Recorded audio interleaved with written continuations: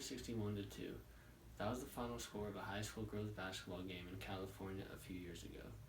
When asked about the final score, Michael Anderson, the head coach of the winning team, said he just lost track of the game and he didn't expect them to be that bad. Dale Chung, the head coach of the opposing team, used this confidence-shattering loss as a teaching moment, saying that people shouldn't feel bad for my team, but rather his, because his players are not learning to play the right way.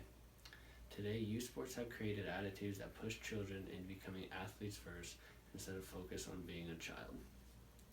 Most people know youth sports play a big role in America today, but without numbers, they don't realize how big it really is.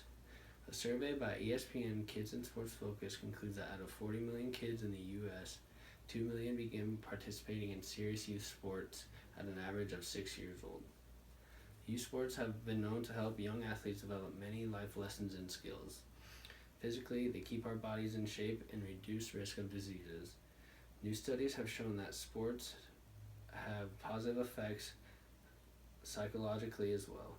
Youth sports give athletes a well-rounded social life and encourage them and teach them to work as a team to reach a desired goal.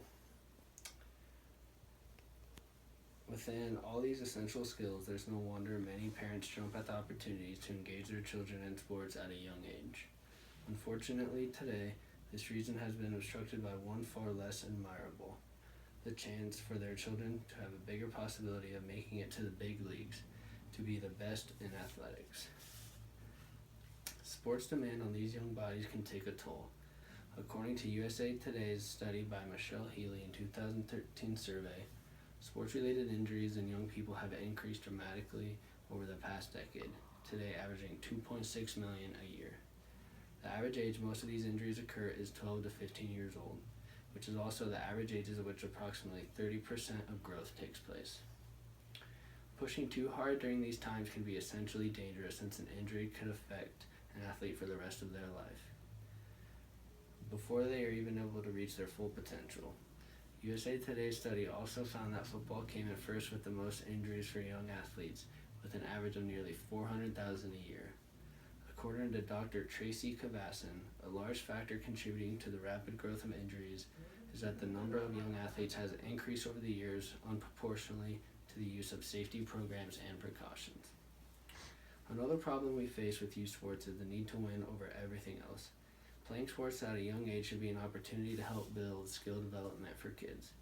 But now more than ever, Little League teams are focused on winning so much that they don't worry about the development of skills for the sport itself.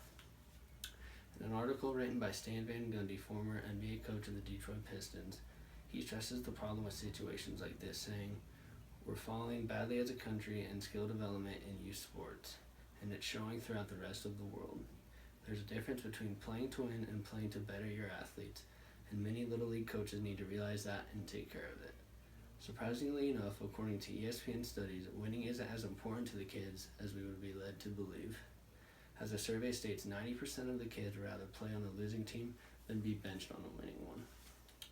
That focus on winning at all costs in youth sports has also led to another nationwide problem: the dedication to a single sport.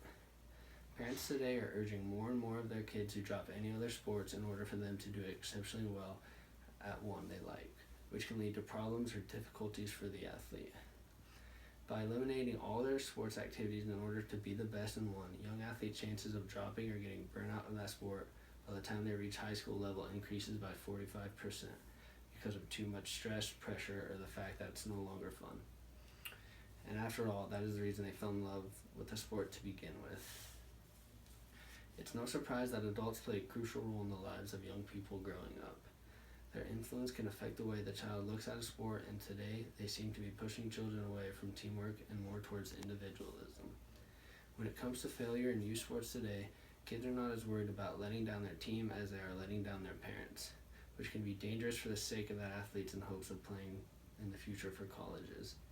The truth is, the days of getting together on the sandlot are long gone for kids, and to take its place is adults bringing on and organizing professional themed competition and games, which builds pressure on the kids to be the best rather than to have fun. In fact, according to ESPN, 40% of why kids choose to drop out of sports is solely because they no longer find joy in the sport they once fell in love with, and that can be a sad concept to grasp. These controlling parents are not only ruining sports for their kids, but for the coaches as well. Many coaches have walked away from the system because of all the problems they are now up against. The best coaches not only develop better athletes, but better people, yet it has now become hard to do. These coaches no longer get the praise they deserve for what they're trying to teach their players, because they're not focused enough on the sport, while coaches with only desire to win at all costs are getting positive reinforcement. Being a good coach is measured by who comes out of your team, not what. In fact, the amount of high school kids that continue on to play sports in college is usually between 3 and 5%. In America, out of the 20 million youth athletes, only 40,000 will continue to college sports, with only around 60 going on to the pros such as the NFL and NBA. This means the chances for a kid to go pro is roughly 1 in 6,000. As quoted by Mark Hine, assistant football coach at George Washington University, the truth is, if you wish for your kid to get a college scholarship, you're better off investing in a biology tutor instead of a quarterback coach. Youth sports are becoming increasingly important in America in the lives of children, and although many adults believe it's to help prepare their kids for the future, often they are doing more harm than good. However, we can help this problem by not pushing our kids to be the best at such a young age and give them the one thing they truly need the most, a childhood.